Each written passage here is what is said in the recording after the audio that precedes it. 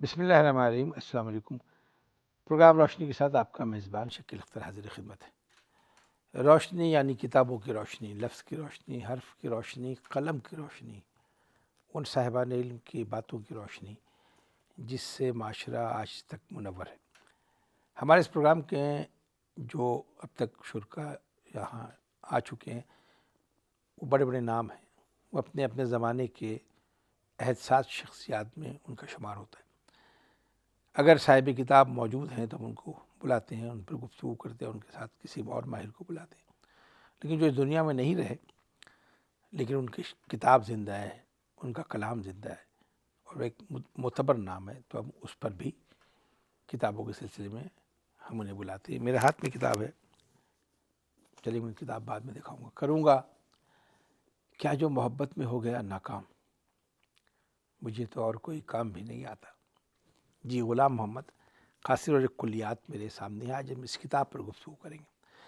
یہ ہم پوچھیں گے ابھی ماہرین جو ہمارے ساتھ بیٹھے ہیں کہ ہم نے اس کتاب کا انتخاب کیوں کیا، کیوں اس ہجوم میں ہم نے اس کتاب کو منتخب کیا ہے، جہاں ہر روز بے تحاشا کتابیں چھپ رہی ہیں، اس میں غلام محمد قاصر کے انتخاب کی وجہ کیا ہے۔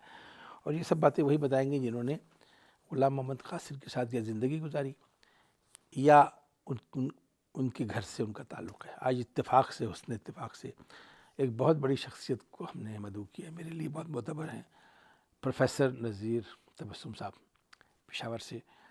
پشاور کی ادبی تاریخ سے اگر پروفیسر نذیر تبسم کو اول تو کوئی نکال نہیں سکتا، لیکن نکال دیا جائے تو وہ تاریخ ادھوری رہے گی۔ سر خوش آمدید آپ کی، بہت مہربانی شکیل اور جی۔ ان کے ساتھ ہیں غلام محمد قاصر کے بیٹے عماد قاصر، جنہوں نے کیا کچھ کیا ہے میں بعد میں بتاؤں گا، لیکن بہت کچھ کیا ہے۔ پروفیسر صاحب کا تعارف میں کیا کراؤں، میں خود جب آپ بات کریں گے تو پتہ لگ جائے گا۔ قاصر عماد قاصر غلام محمد قاصر کا بیٹا ہے، شعر سے ہے، مصوری سے شغف ہے، بینک یہ کام کا آدمی ہے، یہ بینکر ہے، اس کو محبت کے علاوہ نوکری بھی کرنی آتی ہے۔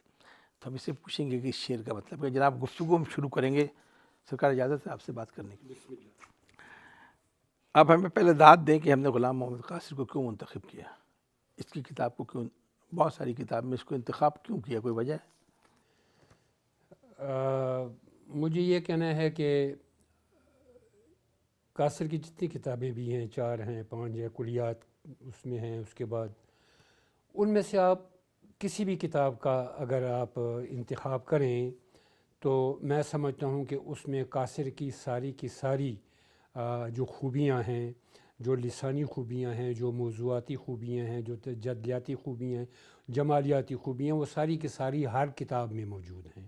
تو اس لیے میرے نزدیک اس کتاب کا انتخاب اس حوالے سے بہتر ہے کہ یہ خاصے بعد میں آئی ہے، اور اس میں میرا سوال تھوڑا سا مختلف ہے۔ جی میرا سوال مختلف یہ ہے کہ لائبریریاں بھری پڑی ہوئی ہیں شاعروں کے کلام سے، مجموعے کلام سے، بڑے بڑے نام ہیں، بہت بڑے بڑے نام ہیں، ان میں ہم نے غلام محمد قاصر کا نام منتخب کیا ہے جی ان شاعروں میں۔ یہ غلام محمد قاصر ان سے مختلف کیسے ہے جس کی وجہ سے ہم بات کر رہے ہیں اور شاعروں کی نسبت؟ ہاں، یہ بڑی اچھی بات کہی آپ نے۔ اس کے لیے ہمیں ذرا پیچھے تھوڑا سا جا کر، اگر زیادہ پیچھے نہ بھی جائیں تو کم از کم ہم سر سید اور اس کی تحریک کے حوالے سے جب آگے آتے ہیں تو مقصدیت کی تاریخ سے پھر اس کے بعد رومانوی تحریک میں آتے ہیں، رومانوی سے پھر ہم ترک پسند تحریک آ جاتی ہے، پھر ہلکا ذوق آ جاتا ہے، اور اس کے بعد اس کے ساتھ ساتھ جو وجودیت کی تحریک ہے، ڈاڈائزم کی تحریک ہے، سوریلزم کی تحریک ہے۔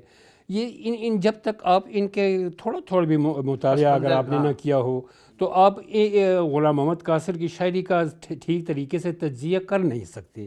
اس لیے میں ایک جملے میں عرض کروں، یہ اپنی جو غزل کی روایت ہے اس سے منسلک ہے یہ، نہیں، یا اس کے ارتقاء کا نام؟ نہیں، اس غزل کے ارتقاء کا نام ارتقاء ہے، کا نام، ارتقاء کا نام ہے، لیکن ان کی غزل میں قدامت جو ہے وہ جدیدیت کے ساتھ قدم بقدم ساتھ چلتی ہوئی محسوس ہوتی ہے، لیکن اس کی جہتیں مختلف ہو جاتی بطور ہیں۔ شخصیت بتائیے، آپ نے ساتھ گزارا غلام محمد قاصر کے ساتھ؟ قلندر آدمی تھا، درویش آدمی تھا، قلندر آدمی تھا. کتنا سال پہلے آپ یہ بتائیے تھوڑا سا. یار میرا خیال ہے کو 50 سال تو ہوں گے پشاور میں. پشاور میں. مدے کے جو جب آتے تھے اس کے بعد 40 45 50 سال تک عرصہ. اور قربت کا یہ حوالہ بنتا تھا کہ میرے لیے جو ایک اعزاز کی بات ہے کہ بیٹے کو اس بات کا پتہ ہے کہ انہوں نے ریڈیو پہ جو اپنا آخری مشاعرہ پڑھا اس کی کمپیئرنگ میرے پاس تھی, میں اس کا میزبان تھا. انہوں نے ٹیلی ویژن پہ جو آخری مشاعرہ پڑھا اس کی کمپیئرنگ میرے پاس تھی, میں اس کا میزبان تھا. انہوں نے جو اپنی زندگی کی آخری کوئی ادبی کانفرنس اٹینڈ کی اسلام آباد میں اکادمی ادبیات میں ان کے ساتھ تھا. میں اور ناصر ایک کمرے میں تھے, منظر نقوی اور قاصر بھائی جو ہیں وہ دوسرے اس میں تھے. میرے اور اماد کے لیے دعا کیجیے گا.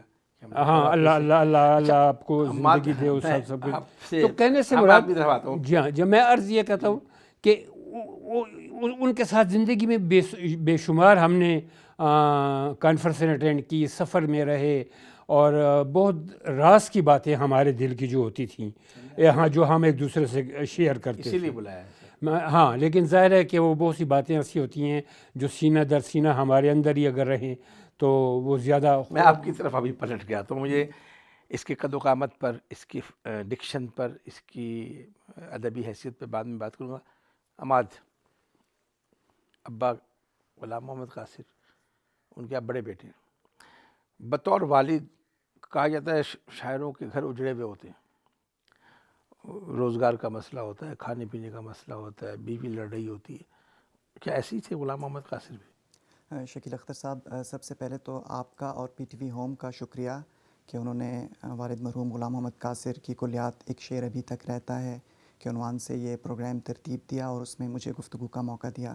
اور میرے لیے بہت اعزاز کی بات ہے کہ نذیر صاحب کے ساتھ والد صاحب کے حوالے سے گفتگو ہو رہی ہے. اچھا, آپ کا سوال جو ہے وہ میں اس تاثر کی جو ہے اس تاثر سے اتفاق نہیں ہے. وہ اس لیے کہ یہ بڑی بدقسمتی کی بات ہے کہ ہمارے ہاں جو شعراء کا ایک تاثر جو عام طور پہ ٹی وی ڈراموں وغیرہ میں دکھایا جاتا ہے کہ شاعر ایک بالکل ہی بیکار ایسا آدمی ہوتا ہے, اور وہ جو آپ نے مسائل جن کی طرف اشارہ کیا ویسا نہیں ہوتا. میں نے اپنے والد صاحب کو بالکل ایک نیٹ اینڈ کلین جس کو کہتے ہیں, یا ان کو جاب کا ان کا سلسلہ تھا, وہ اردو ادب پڑھاتے تھے. یا اس کے علاوہ میں نے جو نانا ہے سید احمد اختر یا ماموں خاور احمد, ان سب کو, ان شاعروں کو چونکہ بہت قریب سے دیکھا ہے تو ان میں مجھے ویسی کوئی چیز نظر نہیں آئی جیسے ایک عام تاثر بنا ہوا ہے شاعر. تاثر غلط تو نہیں ہے نا, کسی حد تک ٹھیک ہے, ہو بھی سکتا ہے, لیکن ضروری نہیں ہے کہ لیکن سب غلام محمد قاصر ایسے نہیں تھے. بات ہم ختم قاصر صاحب ایسے نہیں تھے. اچھا, تم نے جو سب سے بڑی, میں تمہیں اس لیے کہ چھوٹے ہو, تم نے سب سے بڑا کام یہ کیا ہے کہ اپنے باپ کے ایک ایک لفظ کو جمع کر کے, اور یہ رنگ ادب نے ایک انسائکلوپیڈیا میرا خیال شائع کر دیا. تم نے اس سے محنت کی, یہ کیا ہے اور اس کا کیا تعلق ہے غلام محمد اس کا؟ دیکھیے, جب ابو کا انتقال ہوا تو اس وقت ہمیں یہ احساس تھا, یہ شعور تھا کہ ان کا جو شعری سرمایہ ہے اسے محفوظ کرنا بھی ہماری ذمہ داری ہے. وہ اولین ہماری ایک ذمہ داری تھی. الحمدللہ وہ ہم نے قاصر صاحب کی وفات کے بعد اس کو ہم نے مکمل کیا. کلیات قاصر ایک شعر ابھی تک رہتا ہے اس کتاب کے شکل میں. پہلی اشاعت اس کی 2009 میں ہوئی اور یہ دوسری اشاعت اس کی 2018 میں رنگ ادب کراچی سے ہوئی. اس میں ان کا تمام مطبوعہ کلام جو ان کی زندگی میں ان کے 3 مجموعے شائع ہوئے, تسلسل, آٹھواں آسماں بھی نیلا ہے اور دریائے گما 1977, 88 اور 97 میں. اس کے علاوہ جو ان کا غیر مطبوعہ اور غیر مدون کلام تھا وہ بھی اس کتاب کا حصہ ہے. تو ان کا تمام شعری سرمایہ اس کتاب میں محفوظ ہوا. لیکن اس کے علاوہ ان کے کچھ بہت اہم مضامین تھے, کچھ کتابوں کے دیباچے تھے, پی ٹی وی کے لیے انہوں نے بہت سے ڈرامے لکھے, بہت اہم شخصیات کے خطوط تھے. ان کی وفات کے بعد بہت سے لوگوں کے کالمز اور مضامین تھے, تو ان سب کو یکجا کرنا بھی بہت ضروری تھا. اپنی ذمہ داری پہ کیا, کسی ادارے نے آپ کے ساتھ؟ نہیں, اس میں کسی ادارے کا کوئی ساتھ نہیں حاصل رہا, یہ ہم نے خود کیا. لیکن یہ الحمدللہ ہماری خوش قسمتی رہی کہ قاصر صاحب کا, جیسا آپ نے سوال میں کہا, کہ ان کا ایک ایک لفظ جو تھا وہ محفوظ ہوا ہے الحمدللہ. شاعری ان کی کلیات قاصر کی شکل میں, اور پھر یہ رنگ ادب کا قاصر نمبر جو ہے اس میں ان کی منتخب تحریریں ہیں, ڈرامے ہیں, خطوط ہیں, تصاویر ساری محفوظ ہو گئیں ان کی جو ہمارے پاس تھیں, اور ان کے حوالے سے جو بہت اہم مضامین تھے وہ بھی ہیں اس میں.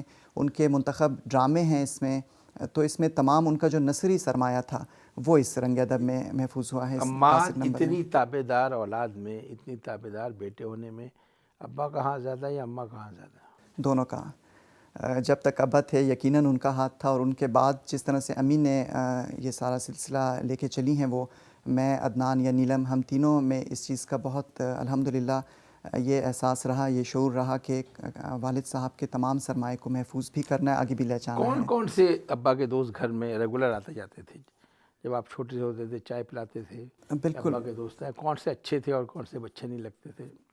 نذیر تبسم صاحب ساتھ تشریف فرما ہیں، نذیر انکل ہیں، یا پشاور میں تھے تو ناصر علی سید تھے، ناصر علی سید صاحب ہیں، شوق جعفری صاحب ہیں، منظر نقوی صاحب ہیں پشاور ریگولر کی، بنیادوں پہ ملاقات خاطر صاحب، محسن صاحب سینئر تھے، یہ تمام وہ ہیں۔ اچھا، یہ تو وہ تھے جو پشاور میں تھے، اس کے علاوہ فراز صاحب یا امجد اسلام امجد مرحوم یا افتخار عارف صاحب، یہ جتنے بھی اس وقت کے نام یا جو اب تک ہیں، ان سب سے جو ہے رابطہ قاصر صاحب کی زندگی میں بھی رہا، اور قاصر صاحب کی احمد الدین کیسا قاسمی پایا ابا صاحب، کے دوستوں کو کیسا پایا؟ ابا کے تمام دوست بہت ہی خیال رکھتے ہیں ہمارا، بہت محبت سے پیش آتے ہیں، اور آپ یہ دیکھ لیجئے کہ بالکل آج فروری میں ابو کی وفات کو 25 سال مکمل ہو جائیں گے، اور یہ رابطہ جو ہے وہ 25 سال سے اب تک قائم ہے جب تک ابو تھے۔ اور جیسے نذیر صاحب نے کہا کہ قاصر صاحب کے ساتھ ان کے آخری مشاعرے کی ریکارڈنگ جو تھی وہ یہ تھے، ایک بہت اہم انٹرویو ہے جو انہوں نے ریڈیو پاکستان کے لیے نذیر صاحب نے کیا۔ بہت شکریہ۔ جو کچھ یہ کہہ رہا ہے اس میں قاصر صاحب کے زیادہ ہاتھ ہے یا آپ لوگوں مطلب اچھائی کس طرح؟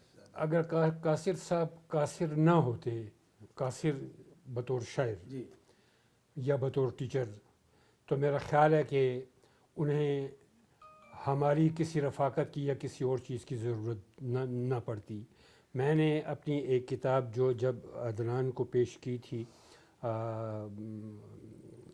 شعری مجموعہ تھا میرا، کیسے رائے گاں ہوئے ہم، تو اس میں نے اس کے نام کے ساتھ یہ لکھا تھا کہ میری یہ حسرت رہی ہے، میری یہ خواہش رہی ہے کہ کاش میرے بچے بھی غلام محمد قاصر کے بچوں کی طرح ہوتے، یعنی جس طرح انہوں نے اپنے والد کے کلام کو اور اس کی نثری تخلیقات کو، اس کے انٹرویوز کو، ان تمام چیزوں کو جو محفوظ کیا ہے، اسے ایک طرح سے زندہ کر دیا ہے، یعنی ایک جیتا جاتا غلام محمد قاصر ہمارے سامنے آ جاتا ہے۔ بلکہ یوں کہے کہ غلام محمد قاصر اپنے کلام کی وجہ سے زندہ ہے، انہوں نے اس کلام کو یکجا کر کے اور بڑی محنت سے شائع کر کے امر کر دیا اسے۔ نہیں، وہ تو امر اپنی شاعری کی وجہ سے پہلے ہی سے امر تھے، لیکن انہوں نے اس میں مزید اضافہ یہ کیا کہ اس کی بکھری ہوئی چیزوں کو جمع کر دیا، تو وہ اب ایک جگہ پہ آ گئی ہیں، تو اس میں اس کی بہت سی ایسی جہتیں ہم پر بھی کھلیں بعد میں، خاص طور پہ یہ جو رنگ ادب ہے اس میں،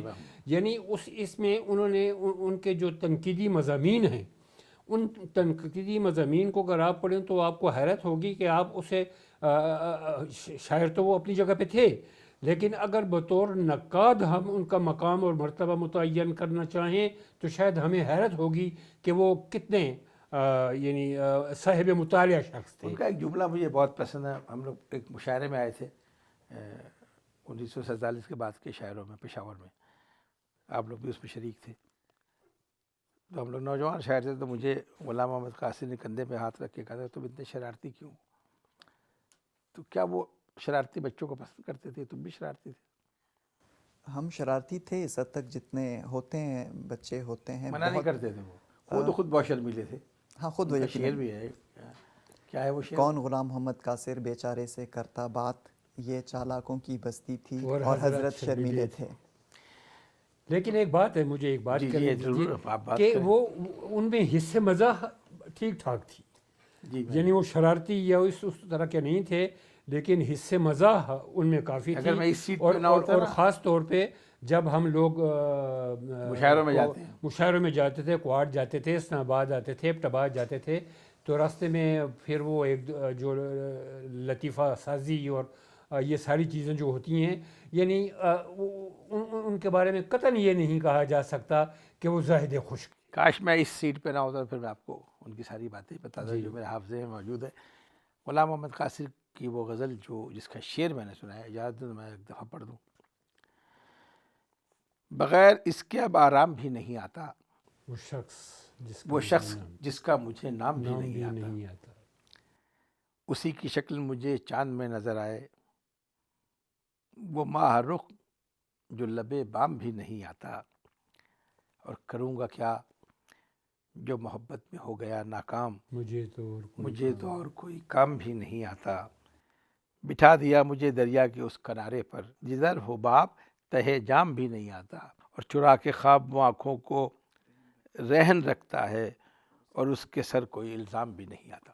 غلام محمد قاصر، کتاب کا نام ہے ایک شعر ابھی تک رہتا ہے۔ کہاں مل جائے گی کتابیں؟ عام مارکیٹ میں مل جائے یہ گی؟ بالکل ہر جگہ ساری اویلیبل کتابیں ہے، یہ تمام کتابیں غلام محمد قاصر کی موجود ہیں، بالکل رنگ ادب کراچی سے چھپی ہیں، وہاں پہ بھی ہیں اور تمام بڑے بک سٹالز پہ موجود ہیں۔ اور شکیل جی، یہ جو شعر آپ نے پڑھا تو یہ بات مجھے قاصر نے خود بتائی تھی کہ جس طرح شاعر پہ ایک نزول ہوتا ہے، اور ضروری نہیں ہوتا کہ وہ ترتیب کے ساتھ آئے کہ پہلے مطلع ہوگا اور پھر یہ ہوگا اور پھر بیت المطلع ہوگا، تو انہوں نے مجھے کہا تھا کہ یہ شعر ان پہ یعنی ایک عالم میں ان پہ نازل شاعروں پہ ہوا، نازل ہوتا اور ہے۔ وہ شعر یہی تھا کہ کروں گا کیا جو محبت میں ہو گیا ناکام، مجھے تو اور کوئی کام بھی نہیں آتا۔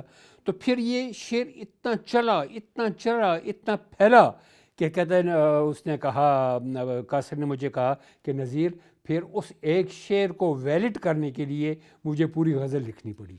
فراز صاحب کا نام لیا ماد نے، فراز صاحب کا بھی تعلق پشاور سے؟ ہاں، لیکن بیسیکلی وہ کوہاٹ سے، جی ہاں، پیدائش ان کے نوشہرہ کی ہے، علاقہ وہی ہے، علاقہ وہی اور ہے۔ یہ قاصر کا تعلق قاصر صاحب پہاڑ پور ڈیرہ اسماعیل خان، تو ایک ہی علاقہ آتا ہے۔ نہیں علاقہ ذرا پرے ہے، وہ سرائکی بیلٹ ہے۔ مشکل سوال کر رہا ہوں اب جی ضرور کیجیے۔ کہ ادبی قد و قامت تو نمایاں ہے غلام محمد قاصر کی، حسد، نفرت، برائی یہ ختم ہو گئی معاشرے سے، اس کے بعد یہ ہے ابھی؟ وہ تو نہ ختم ہوئی ہے، نہ کبھی ختم ہوئی تھی، اور نہ ختم ہوگی، سوال ہی نہیں پیدا ہوتا۔ کیوں کہ ہم میں سے بے شمار لوگ ایسے ہوتے ہیں، ہم راستے میں بات کر رہے تھے، کہ جو اپنے آپ کو 52 گزا سمجھتے ہیں۔ یہ پشاور کی اصطلاح ہے؟ نہیں، اچھا، اردو کا 52 محاورہ ہے 52 گزا ہونا، مطلب کہ اپنے آپ کو سب سے بلند قامت سمجھنا، لیکن اس کے باوجود کہ قاصر واقعی بلند قامت تھے، 6.5 فٹ کا ان کا قد تھا، لیکن انہیں دیکھ کر پہلی بات تو یہ ہے کہ میں نے کبھی انہیں دیکھ کر یہ محسوس نہیں کیا کہ یہ شاعر ہے۔ یعنی وہ جو شاعرانہ کچھ لوگوں میں اکڑ ہوتی ہے، یہ رکھ رکھاؤ ہوتا ہے، یہ وہ، یعنی انتہائی سادگی، اور ان میں ایک ظرف اتنا تھا کہ جب کسی مشاعرے میں کوئی شاعر غلط شعر پڑھتا تقطیع کے حوالے سے، یا کسی علامت کے حوالے سے، یا کسی لسانی تنوع کے حوالے سے، تو ان میں اتنا ظرف ہوتا تھا کہ وہ اسے یعنی بعد میں بھی اگر اشارتاً بات کرتے تو بڑے پیار سے اور محبت سے، کئی مرتبہ مجھے بھی، کہ نذیر وہ جو آپ نے فلاں شعر پڑھا تھا تو اس میں یہ جو لفظ تھا، تو یہ لفظ اگر اس کو ایسے کر دیں، یہ کریں، تو یہ ان کی یعنی طبعی شرافت کا ایک حوالہ بنتا تھا۔ تھوڑا سا وقت ورنہ ہمارے ہاں ہی نہیں، پوری دنیا میں دیکھیں کہ یعنی مشاعرے میں کھڑے کھڑے بندے کو بے عزت کر دیتے ہیں، لیکن اس کی ایک فطری شرافت تھی۔ میں آپ سے ایک سوال جو پوچھ رہا ہوں اس کا مقصد یہ ہے کہ کیا ایسی کتابیں اور ایسے شاعروں کو پڑھنے سے معاشرے میں تبدیلی آئے گی؟ جو ہماری نئی نسل ہے، نوجوان ہیں جو کتاب پڑھنے کے شوقین ہیں، اگر وہ قاصر کو پڑھیں گے، اور قاصر کی شخصیت آپ دونوں بیان کر رہے ہیں، تو یہ تو دو آتشہ ہو جائے گا۔ قاصر تو ایک تخصیصی مطالعہ ہے، وہ اپنی جگہ پہ ہے، لیکن یہ جو آپ نے کہا نا کہ معاشرے میں تبدیلی، تو معاشرے میں تبدیلی ہر لفظ اور ہر سوال سے آتی ہے۔ اگر کوئی معاشرہ زندہ رہتا ہے اور رہنا چاہیے، تو اگر اس میں سے آپ سوال نکال دیں تو وہ معاشرہ مر جائے گا۔ تو یہ اس بندے نے کتاب پڑھیں، یہ کتاب ضرور پڑھنی چاہیے، کیونکہ اس پہ بہت سارے سوالات بھی ہیں، اور بہت سارا مطالعہ بھی نظر آتا ہے، اور بہت ساری تلمیحات بھی نظر آتی ہیں، بہت سارے استعارے بھی نظر آتے ہیں، اس کتاب میں اور ان تمام چیزوں کا جو برتاوا ہے وہ جمالیات کے حوالے سے۔ بہت شکریہ۔ عماد، صرف ابا کی شاعری پڑھی، ان کی کتاب چھاپی، یا اور کتابیں بھی پڑھی؟ نہیں، اور کتابوں کا بھی شوق ہے، پڑھنے کا شوق ہے، اور بھی شعراء کو وقت پڑھا ہے. کیسے ملتا ہے؟ نوکری کرتے ہیں آپ بینک میں، مجھے پتہ ہے. بس اصل میں جو آپ کی شوق کی چیز ہوتی ہے اس کے لیے آپ کو وقت نکالنا پڑتا ہے. اور ان کا ہے نانا بابا، خاور ماموں، ان کے تو علاوہ آپ بہت سے اور. کتاب یہ اس طرح کی کتاب پڑھتے ہیں یا پی ڈی ایف پہ چلے جاتے ہیں یا اس پہ؟ نہیں، میں پی ڈی ایف کی بھی پڑھتا ہوں، لیکن زیادہ میری کوشش ہوتی ہے کہ اگر کتنا کتاب آپ وقت کے نکل پاس. آتا ہے نوکری کرنے والے ایک نوجوان جس کی بیوی بچے بھی ہیں، گھر بار بھی ہے، اس کو کتاب پڑھنے کا وقت مل جاتا ہے؟ کتاب پڑھنا ضروری ہے، کتاب پڑھنے کے لیے وقت نکالنا چاہیے. کم از کم میں تو اپنی مصروفیات میں کتاب کے لیے ضرور وقت نکالتا ہوں. بہت شکریہ. ناظرین کرام، پروفیسر نذیر تبسم صاحب تو فیصلہ دینے کا حق رکھتے ہیں. انہوں نے فیصلہ دے دیا، اور ان کا ایک ایک لفظ بڑی صداقت میں ڈوبا ہوا ہے، اس لیے کہ غلام محمد قاصر صاحب کے ساتھ گزارا. میں درمیان میں اور پھر آئی نئی نسل، تین نسلوں کا متفق رائے یہ ہے کہ اگر آپ کتاب پڑھیں تو اچھے شاعروں کو پڑھیں، اچھی شاعری کو پڑھیں، اور اگر اس کی شخصیت کو جاننے کی کوشش کریں اور اس کی شخصیت میں نکھار آ جائے تو آپ کی زندگی سنور سکتی، معاشرے سے بیماریاں ختم ہو سکتی، نفرتیں ختم ہو سکتی. کتاب پڑھیے، کتاب کو سرانے رکھیے، کتاب کو اپنی لائبریری میں جگہ دیجیے، اس لیے کہ یہ روشنی کا مرکز اور منبع ہے. ہمارے پاس تھوڑا سا وقت کمی ہے. بہت بہت شکریہ جناب پروفیسر نذیر تبسم صاحب آپ کا. اماد آپ کا. ہم نے جو آج گفتگو کی اس کے ساتھ ہی شکیل اختر کو اجازت دیجیے. اللہ نگہبان.